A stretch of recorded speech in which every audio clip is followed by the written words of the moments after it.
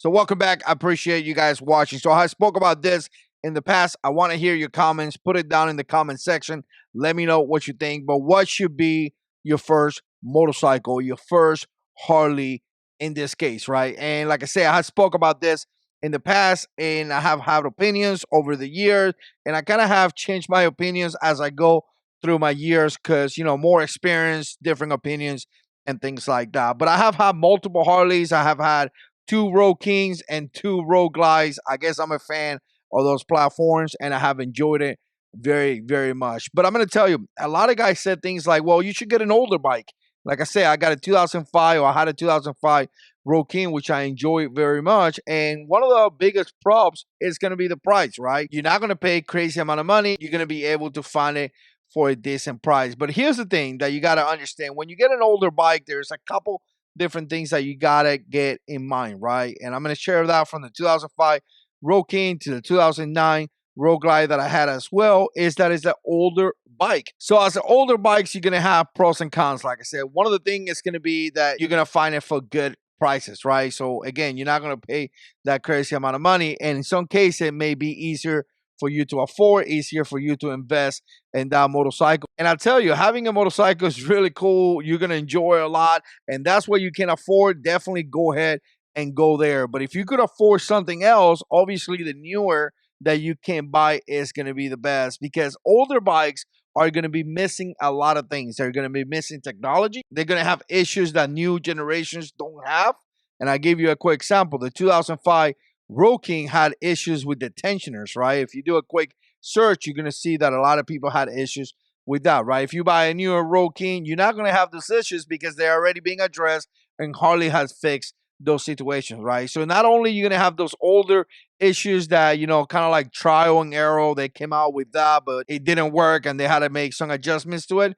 But again, the technology is not going to be there. You may not have ABS. The frames are different. And again, 2009, they had a new frame. I believe 2014, the touring bike came out with another frame. So again, all those things are going to make a difference. So if you are a first time buyer and you think you're going to be able to buy a 2005 Road King that has an older frame, has zero technology, doesn't even have Brembo brakes, the thing is difficult to stop. If you know anybody that rides Harleys, you know that the older Harleys don't stop at all, right? I guess they do stop, but you didn't get what I'm saying, right? And you're going to be able to ride that motorcycle really good or better than something newer. You're definitely making a mistake.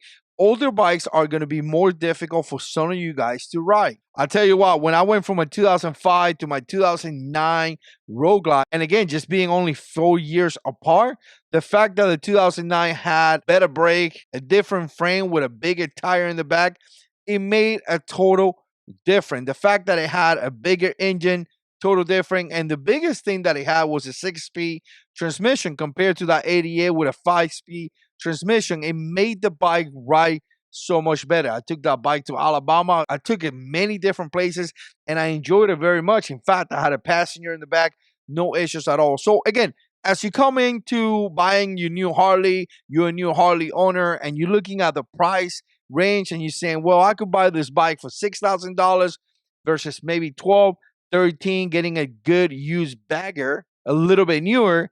Just keep in mind that that older bike is going to be a little bit more difficult to ride. It may sound for some of you guys that I'm just trying to get you to buy a new bike, but I really not going to. My 2022 Road Glide Limited, I love it. My 2017 Road King, I love it. But it has been times in my life where I haven't been able to afford that. Right now, the good Lord has blessed me and I'm able to do that, but it's not always been like that. I work a lot. But the point that I'm trying to make is that a lot of guys may have the budget and they think, well, let me go cheaper, because if I go cheaper and I get used to it, then I buy something else that is better. And I tell you, in my opinion, that's a no-go for me. One of the biggest things that I hear people saying all the time here in the community is buy a smaller bike, because then you get used to it and then you buy a bigger bike, right? And I'll tell you this right now, you will get used to it in about 2 weeks. And after 2 weeks, you're going to be saying, why did I bought this little bike? Really, why?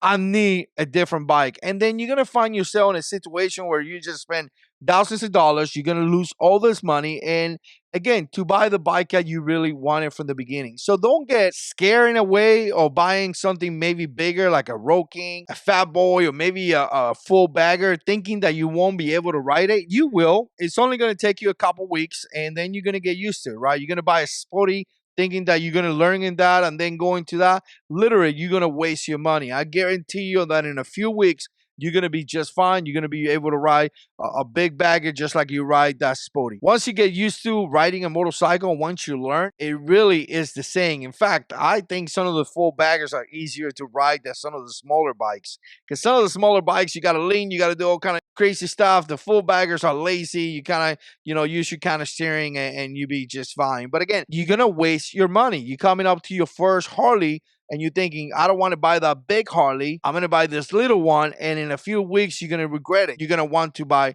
the bigger one. One thing that I would definitely tell you as a first-time buyer is to realize what is going to be your intent. What are you going to be doing with this motorcycle? If you want to be riding out with your wife, your girlfriend, or whatever, buy something that is going to be comfortable for her as well. I tell you, when I had the 2009 Road Glide with a smaller trunk, my girlfriend saw a full bagger, a full ultra with a big king side trunk, and she was like, what is that?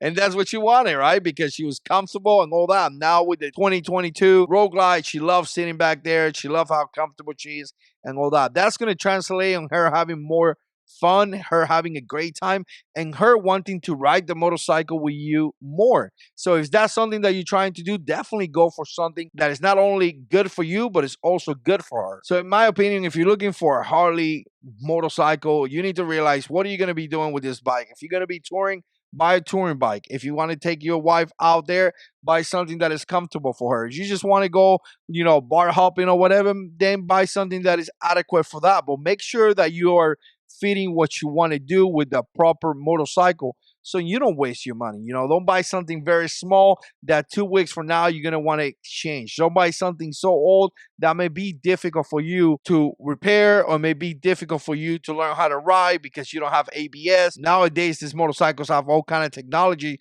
that is going to give you an advantage to you to ride. I tell you what, suspension is the big one. From the 2005 Road King to the 2022 limited Road Glide, I tell you, the suspension is like crazy. It's so much different, right? You could hit 80 miles per hour on a highway with that Road Glide and be just fine, while the Road King will be shaking a little bit, right? It's a little bit more scary to a new rider and all that. Again, newer bike has a lot of different things that can help you as a new rider to ride better. So that is definitely something to consider. I tell you, the ones to stay awake, and this is the last thing that I'm going to say, the last motorcycles to stay away are the really old motorcycles, especially if you don't have any mechanical skills. You buy some of the bikes 1999, 1998 that you don't know how to fix. You may have all kind of different issues. Whoever owned that motorcycle did all kind of different work, and you may not be able to fix it, and it may cost you a lot of money. Again, if you have mechanical skills, or you got a buddy that is always helping you out, it may be a good idea. But if you are fresh into this, it may be a pain in the butt. You're going to find a mechanic. You're going to find somebody that's going to treat you well, and it's just going to be a lot of issues. Enjoy the motorcycle experience by getting something that is not going to give you a headache. Okay, so that is just a couple thoughts I have in my brain housing group. Let me know what you think. Put it in the comment. And as always, God is in control.